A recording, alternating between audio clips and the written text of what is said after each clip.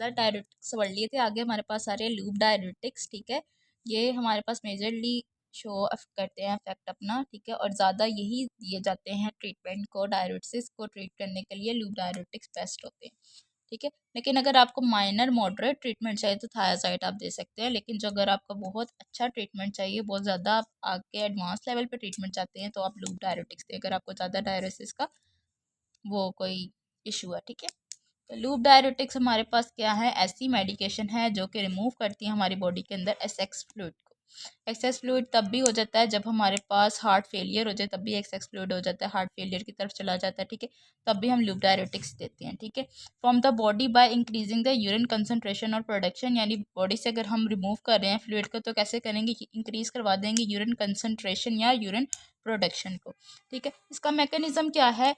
Loop diuretics कहाँ act करता है, ascending limb of loop of Henle, ये इसका साइट ऑफ एक्शन है जहाँ पे जाके ये एक्ट करता है, देन अपना फंक्शन परफॉर्म करता है। ये क्या करता है, इनहिबिट करवाता है सोडियम क्लोराइड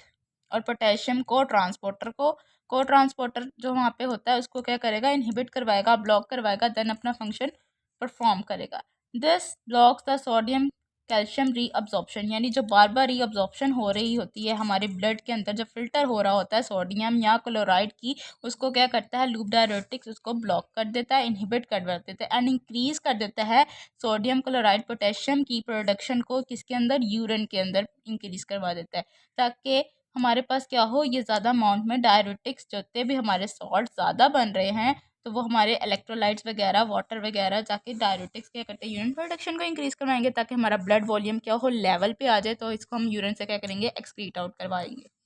इसके हमारे पास जो मेजर एक्शन है वो तीन है, एक होता है डायरेसिस, एक होता है इंक्रीज यूरिनरी कैल्शियम एक्सक्रीशन, एक होता है वेनो डायलेशन।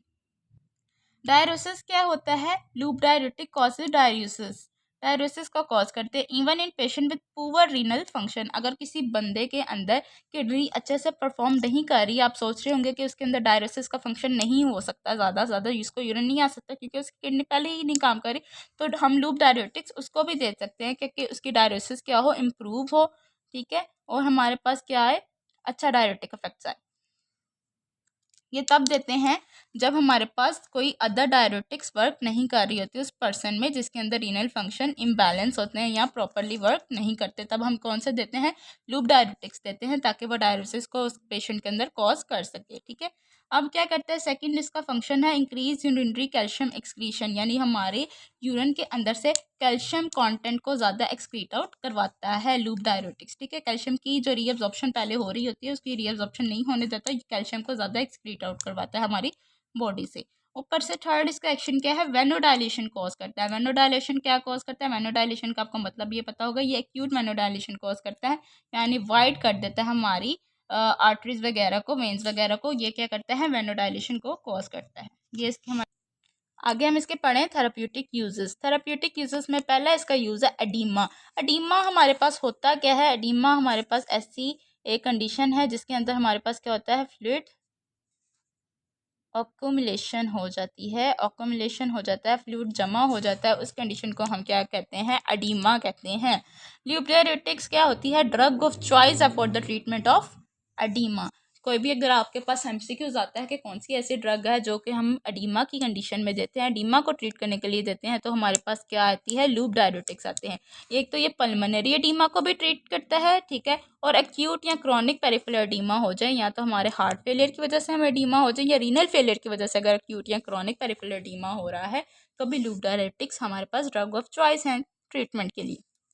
आगे हमारे पास क्या है, हाइपर कैल्सीमिया, अगर हमारी बॉडी के अंदर कैल्शियम की इनटेक ज़्यादा हो गई है, कैल्शियम का लेवल ज़्यादा हो गया, तब भी हम क्या देते हैं, लूप डायरेटिक्स देते हैं, क्योंकि लूप डायरेटिक्स पीछे हमने इस सेक्शन में पढ़ा कि हमारे कैल्शियम की एक्सक्रीशन को ज़्यादा करते हैं यूरिन के अंदर, इसलिए हम क्या करते हैं, अगर हाइपर कैल्सीमिया है आपको तब भी हम क्या देते हैं, लूप डायरेटिक्स देते हैं। अगर हाइपर कैलीमिया है तब भी हम ट्रीटमेंट के लिए, अगर पोटेशियम का लेवल आपके ब्लड में ज़्यादा है तब भी हम क्या देते हैं, लूप डायरेटिक्स देते हैं, क्योंकि पीछे हमने पढ़ा कि सोडियम पोटेशियम और क्लोराइड को ट्रांसपोर्टर को ब्लॉक करता है, यानी इसकी रीअब्जॉर्प्शन को क्या करता है, ब्लॉक करवाता है। आगे इसके इफेक्ट्स क्या हैं, एडवर्स इफेक्ट्स क्या हैं,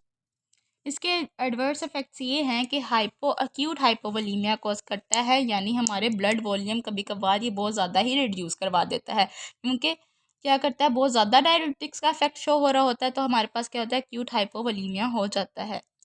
हाइपोमैग्नीसीमिया हमारे पास क्या होता है, इलेक्ट्रोलाइट्स इम्बैलेंस हो रहे होते हैं, क्योंकि हमारे पास जब डायरेटिक का इफेक्ट हो रहा होता है सोडियम क्लोराइड के साथ साथ पोटेशियम मैग्नीशियम भी क्या हो रहे होते हैं, एक्सक्रीट आउट हो रहे होते हैं। इसकी वजह से हाइपोमैग्नीसिया हो जाता है, जिसका मतलब ये है कि हमारी बॉडी के अंदर, ब्लड के अंदर हमारे पास मैग्नीशियम का लेवल कम हो गया है। और इसका सबसे मेजर एडवर्स इफेक्ट क्या है, ऑटोटॉक्सिसिटी। ये इसका मेजर एडवर्स इफेक्ट है। मेजर मतलब ये है कि हेयरिंग लॉस, यानी लूप डायरेटिक्स हमारे पास परमानेंट क्या करते हैं, हेयरिंग लॉस करते हैं। लेकिन अगर आप इसको बहुत लॉन्गली इनटेक कर रहे हैं, बहुत ज़्यादा इसका आप यूज़ करें, तो हमें क्या हो सकती है, ऑटोटॉक्सिसिटी हो जाती है, यानी परमानेंट हेयरिंग लॉस हो सकता है। और एक पॉइंट ये है कि लूप डायरेटिक्स को हम अमाइनो ग्लाइसाइड के साथ नहीं देते, क्योंकि अगर इनको दोनों को कॉम्बिनेशन में देंगे तो ये हमारे पास और ऑटोटॉक्सिसिटी कॉज कर सकते हैं।